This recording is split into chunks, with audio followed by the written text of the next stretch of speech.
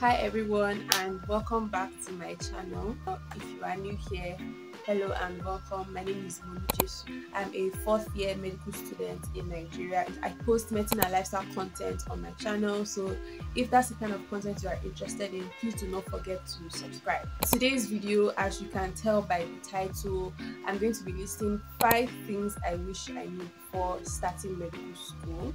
Each of these things are stuff that I've realized from experience, so I hope that if you are thinking of going to medical school, or if you are in 100 level or even in 200 level, I hope that these things will help you and you can learn something from them. So without further ado, let's just jump into the list. Also, if you notice me looking down, it's because my laptop is in front of me, just for reference, so that I don't miss any points that I'm trying to make in this video. The first thing I wish I knew before coming to medical school is that as you start learning things in medical school, you might actually start to forget them. Sounds weird, let me explain. When you go into pre-clinicals, you're coming from 100 level where you've been learning your math 101, biology, chemistry, physics, which is kind of the same thing that you've been learning from like SS1 to SS3. So the transition from SS3 to 100 level may not be that difficult, but from 100 level to 200 level may be difficult, because the things you've been learning from 100 level and 200 level are two completely different things. Immediately you get into 200 level, like there is no proper intro to the terminologies and everything. Nobody's like giving you a proper foundation of them, and because you're not used to them, like when you read, you might start to forget things. But what I've realized in medical school is that it's actually normal. There's actually a research on this, because my brain wasn't used to that kind of information.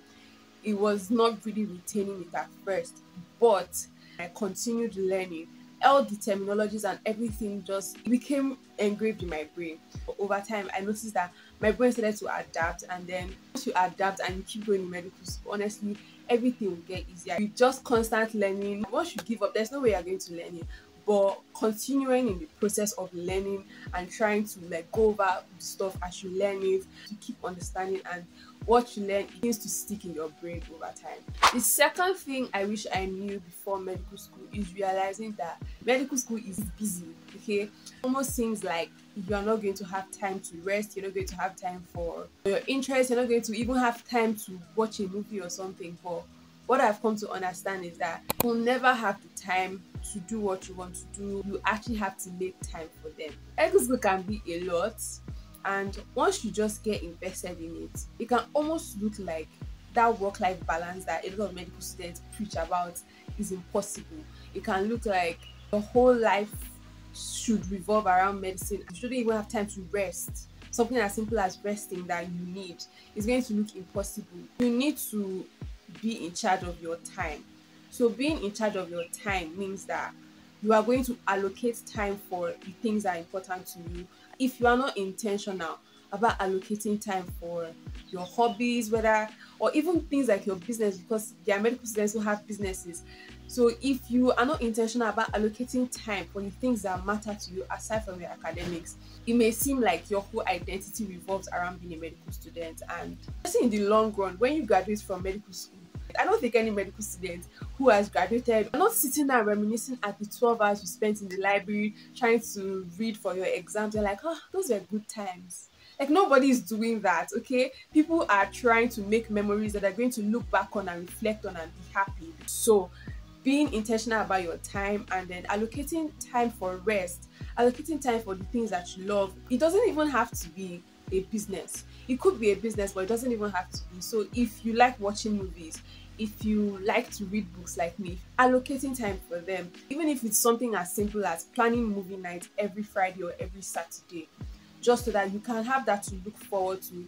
Having stuff that you do outside of school, it creates that sense of having something to look forward to that doesn't drain you, that doesn't stress you, so that at the end of the whole week you have that one thing and you just think of, when you think of it, you're like, oh, this weekend I'm going to relax, I'm going to watch this movie, or I'm just going to finish this book that I've been wanting to read, or this novel. It gives you something to look forward to apart from your academics. Another thing is that it helps you to stay sane in medical school. The third thing I wish I knew before coming to medical school is study methods you used previously may not work in medical school. when 200 levels started, we started doing anatomy. I was reading anatomy like I was reading biology. Let me clarify something. Anatomy is not the same as biology. Don't think that just because you passed biology, that doesn't mean you're going to pass anatomy. Back to what I was talking about. We started doing anatomy 200 level. I was studying anatomy like I was studying biology. I didn't realize that I had to study anatomy completely different from biology, because anatomy is basically about the structures of the body, and you can't read about the structures of the body if you cannot see the structures of the body.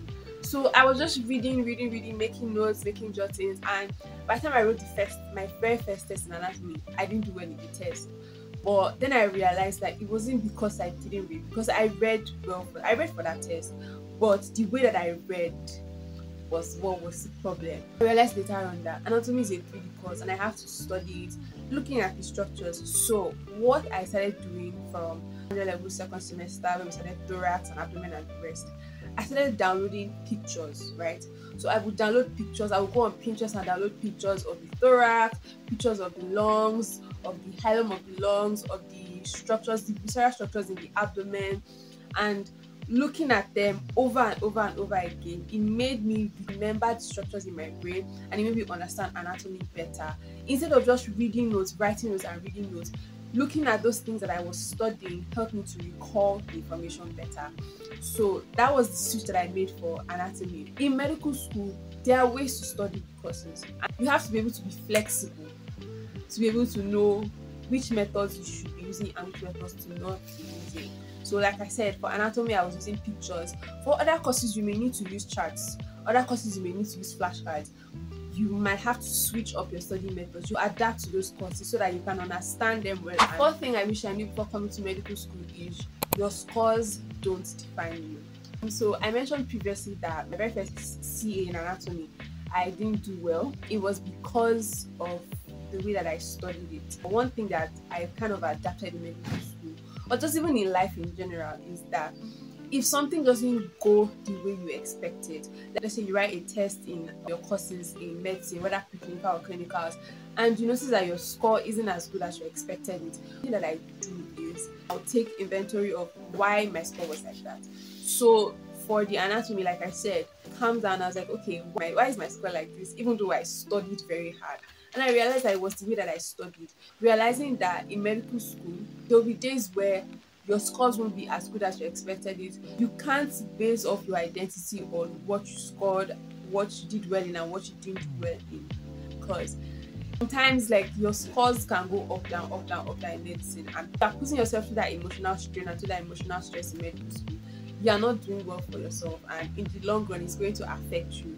Understanding that your worth doesn't come from your scores is very, very important. The last and final thing I wish I knew before coming to medical school is being a good medical student doesn't mean that you're going to be a good medical doctor.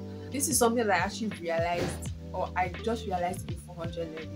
So right now we started getting exposure in the hospitals, and one of the things they've been talking to us about is if you encounter people that are going through certain kinds of illnesses, having empathy is very important. So it's one thing to know what your patient is experiencing, but also understanding how to relate with your patient and how to properly communicate with your patient is very important. If you are not creating that good atmosphere for your patient to be able to comfortably relate to you and comfortably talk to you, that kind of just defeats the whole point of being a doctor. Like, if you can't be empathic and communicate well, then the knowledge you know is kind of a waste, because nobody's just going to come and meet you just because you think you know what you are doing. You actually have to be able to communicate well and in a space where the person is comfortable around you and the person can talk to you. It's very common for a lot of people to think that, oh, because a person got distinctions automatically means that the person is going to be a good doctor. And recently I've realized that it's good to have the knowledge, but character is another very important thing in being a medical doctor. So those are the 5 things I wish I knew before coming to medical school, and I hope you picked a thing or two from them. If you enjoyed watching this video, please do not forget to give it a thumbs up and subscribe if you haven't subscribed already to the channel. My social medias will be in the description box, so you can follow me. I hope you enjoyed this video, and do not forget to like and subscribe. Yeah, and I'll see you in the next video. Bye.